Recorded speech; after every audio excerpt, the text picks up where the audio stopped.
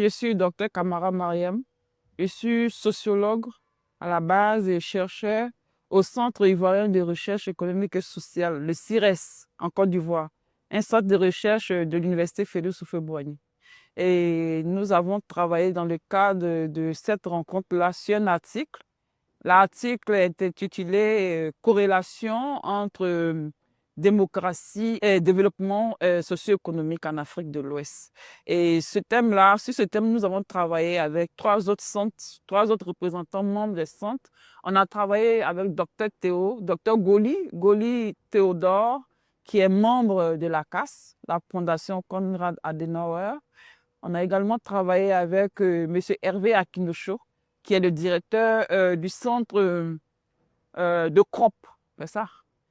Et on a également travaillé avec la quatrième personne, c'est Madame Blanche Sonon. Elle est de Social Watch, effectivement. Et c'est Monsieur Hervé Akinosho qui était le chef de groupe. Hein. Ce n'était pas moi. C'est parce qu'il est absent que je parle, je le représente à ce micro-là. Bon, nous avons travaillé sur, comme je le disais, sur la corrélation entre la démocratie et la croissance et le développement plutôt socio-économique en Afrique de l'Ouest. On a choisi ce thème parce que ces questions-là, la démocratie et le développement socio-économique, sont des thèmes vraiment cruciaux pour notre région, la région ouest africaine. Et puis également, à travers notre article, nous avons voulu mettre en lumière les avancées démocratiques qu'il y a eu depuis 90, l'année où tout le monde s'est lancé à partir du multipartisme dans la démocratie. Et nous avons voulu mettre en exergue les éléments, c'est-à-dire les avancées démocratiques qui ont été faites depuis lors, et puis également mettre cela en corrélation avec tout ce qu'on a comme défis, les défis liés aux crises, au coup d'État, par exemple, les défis liés à la corruption, les défis liés à l'ethnisation politique de nos différents pays. Et dans nos différents pays, également, les inégalités, on a relevé les inégalités socio-économiques qui sont pratiquement présentes dans tous nos pays. Voilà, voilà en gros ce pourquoi nous avons choisi ce thème-là.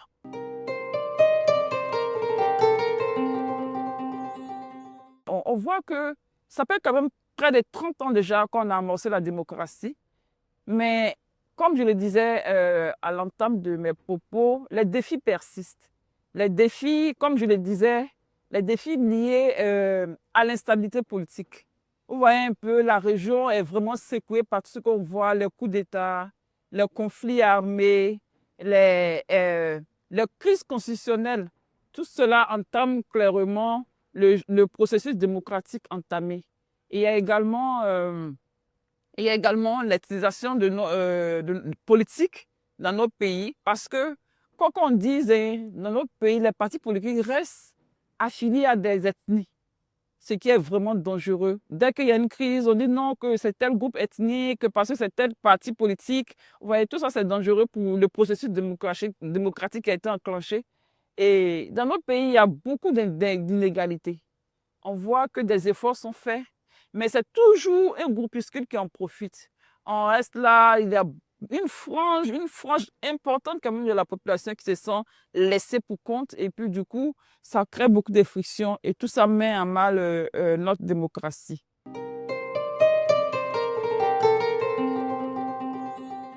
Avec tous ces défis qu'on a, on pense quand même qu'il est important pour nous de mettre l'accent sur le renforcement de nos institutions. C'est important que nos structures, nos parlements, notre justice, tout ça, toutes ces structures-là doivent être renforcées pour permettre l'égalité des chances et puis permettre une libre affirmation des droits publics dans nos différents pays. Et puis également, on a vu que le développement, quand même, c'est la démocratie qui, via comment on appelle, qui part en corrélation quand même, qui pourra nous aider à aboutir au développement, permettra de réduire les inégalités. Parce que la finalité de la démocratie, ça doit pouvoir permettre le développement humain, un développement humain équitable et autres, pour permettre aux populations d'être tous sur le même pied d'égalité, de profiter au même titre des retombées des différentes croissances qu'ils pourraient avoir dans le pays. Et puis, quel autre élément?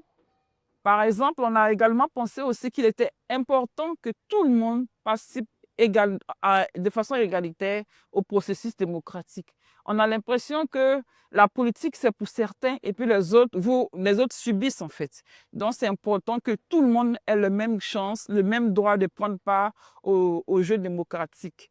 Il est également important pour que la population mesure pleinement l'importance de la démocratie et que chacun prenne part. Et pour prendre part, on a besoin d'être éduqué comme il se doit à la citoyenneté.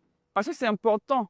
On veut participer, mais il faut avoir un minimum quand même de connaissances là-dessus pour pouvoir intervenir comme il se doit sur les sujets importants sur lesquels on a discuté au niveau démocratique dans le pays.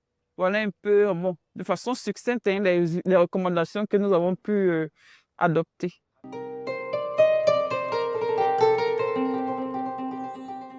Il n'y a pas forcément une corrélation entre la démocratie et le développement.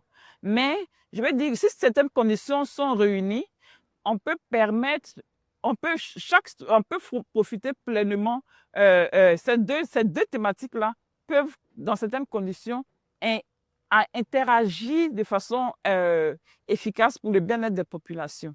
Donc, c'est important quand même que tout le monde puisse être impliqué au jeu démocratique parce que la finalité, c'est le bien-être de la population. Donc, si la population est prise en compte et qu'elle a le moyen de s'impliquer comme il se doit au jeu démocratique, c'est clair que ça va apaiser le climat politique parce que dans un climat où tout le monde est partie prenante des décisions qui sont prises, c'est clair qu'on aurait un climat de confiance alors que pour avoir les investissements les investissements locaux et étrangers, ça ne peut se faire que dans un climat de confiance. Donc, pour avoir le développement, il faut quand même avoir un climat apaisé et pour ça, on a besoin de l'implication de tous. Voilà en gros ce que je peux dire.